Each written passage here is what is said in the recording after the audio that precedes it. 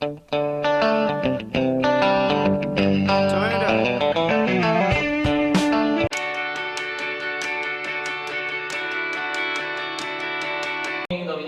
bienvenidos a su segunda clase virtual. El tema que nos pide es la historia como ciencia social. En tu texto vas a encontrar acá esta primera pregunta: ¿cómo se organiza la historia? Y dice que las ciencias sociales son disciplinas que tienen por objeto de estudio las sociedades, por eso se habla de ciencia social, centrando su investigación en el origen, desarrollo y evolución de los distintos grupos humanos. Bajamos un poquito la imagen, un poquito más. Dice ahí entonces, la historia como ciencia social se organiza a partir de una serie de conceptos. En historia se van a manejar diversos conceptos. Por ejemplo, tenemos acá el hecho histórico. ¿Qué cosa es el hecho histórico? Es el suceso que ha ocurrido en el pasado y cuyo estudio es considerado relevante, o sea, de suma importancia para el conocimiento de un pueblo o de una cultura. Otro concepto que también se maneja en historia es el proceso histórico. Bajamos un poquito la imagen más. Entonces, el proceso histórico es la sucesión de hechos, uno tras otro, en un periodo de tiempo determinado, que se relaciona entre sí, ya sea como causas y consecuencias, entre unos y otros, ¿no? Y acá hay un ejemplo muy claro, ¿no? Por ejemplo, está el caso de la Guerra de Independencia, que se inicia a principios del siglo XIX y culmina en 1824. Luego, otro concepto que se maneja es la coyuntura histórica, que viene a ser la combinación de factores, o sea, de causas y circunstancias en el momento en que se produce el hecho y el llamado proceso histórico. Otros conceptos que también se manejan en el campo de las ciencias sociales es la llamada interculturalidad. Está relacionada con la convivencia en el mundo de ¿quiénes? De grupos humanos y culturas diversas. Y luego también el otro concepto que se maneja es el de pluriculturalidad, ¿no? En este caso, cuando se habla de pluriculturalidad, tenemos que el Perú presenta pues un territorio donde conviven diversas culturas y se reúnen, ¿no? Diversas etnias, ¿no? Todas ellas convierten a nuestro país justamente en una nación rica en diversidad. Pasamos a la siguiente página de nuestro texto y dice ahí la historia de la vida cotidiana, ¿no? Es en épocas ya más contemporáneas, ¿no? Se ha desarrollado esta corriente de la historia de la vida cotidiana. El historiador francés Jérôme Carcopino, ¿no? Es considerado como el precursor justamente de los estudios de la historia de la vida cotidiana, ¿no? Hay un texto muy importante de este historiador conocido como La vida cotidiana en Roma en el apogeo del imperio, ¿no? Entonces, si bien esta corriente, ¿no?, de la vida cotidiana está íntimamente ligada con la historia social de la sociedad, a diferencia de la historia social, no estudia los grupos o movimientos populares.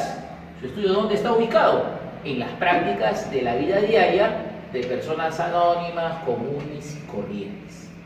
Muy bien, entonces, pasamos entonces ahora al siguiente capítulo. Dice ahí la historia de la historia, ¿no? Entonces, aquí hay que tener en claro un concepto: la historiografía.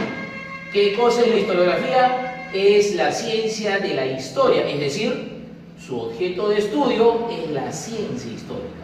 La historiografía tiene como objeto de estudio la ciencia histórica y la manera como el ser humano ha ido, ¿qué cosa?, registrando los hechos y acontecimientos a lo largo del tiempo. Entonces, aquí tenemos, por ejemplo, que dice que la forma como se ha ido escribiendo la historia y la naturaleza del trabajo del historiador va ido cambiando con el paso del tiempo. Entonces, en la historia antigua y en la historiografía antigua, ya a partir del siglo VI, ¿no?, año 500 a.C., ¿no?, hay un trabajo importante de este historiador griego, Heródoto, ¿no?, que está aquí en la imagen, considerado como el padre de la historia. Entonces, Heródoto tiene un texto muy conocido como los 9 libros de la historia, ¿no? Entonces es uno de los primeros trabajos historiográficos que se registran. Luego, en el avance de la historiografía, tenemos la historiografía medieval, donde destacan justamente los historiógrafos musulmanes, ¿no?, que recogen obviamente hechos, dichos y datos relacionados con la vida de Mahoma. Y también tenemos la historiografía europea, ¿no? En este caso los monjes medievales fueron los encargados justamente de escribir estos datos históricos, buscando siempre toda justificación en lo divino. Luego, más adelante, ya en la época renacentista y moderna, justamente esta historiografía, en el marco de la Reforma y de la Contrarreforma, ¿no?, estos textos históricos denotan pues un mayor ya rigor, ¿no?, metodológico. Y luego está la historiografía de los siglos XX y XXI, ¿no?, donde se amplían justamente los temas, ¿no?, en este caso de la investigación histórica, ¿no? Entonces la historia ya se abre a otro tipo de disciplinas, ¿no? También debemos mencionar la historiografía del siglo XIX, donde destaca este historiador positivista Leopold von Ranke. Bien, entonces pasamos a la siguiente página y dice acá los ámbitos de la historia, ¿no? Entonces, hoy en día los investigadores, los historiadores cuentan con varios ámbitos para realizar sus investigaciones. Está, por ejemplo, el ámbito económico. Justamente las sociedades participan en diversas actividades para obtener ¿qué cosa? Su sustento y alcanzar así su progreso. También está el ámbito político, donde las sociedades se organizan, ¿no?, adoptan diversas formas de gobierno, crean instituciones, establecen leyes, ejercen derechos y deberes. Luego también está el ámbito del tipo social, donde los seres humanos, ¿no?, todo ser humano es eminentemente social por naturaleza. Este ámbito hace referencia a la manera como los individuos se van relacionando unos, ¿no?, con otros dentro de la sociedad. Luego tenemos el ámbito cultural. Aquí se contempla la forma en que los individuos están representando, están explicando, están transformando y están interpretando el mundo que los rodea. Y por último tenemos el ámbito religioso, donde se estudian pues las diversas manifestaciones espirituales que contempla un pueblo. Muy bien, niños, entonces aquí concluimos con nuestra segunda clase virtual. Gracias.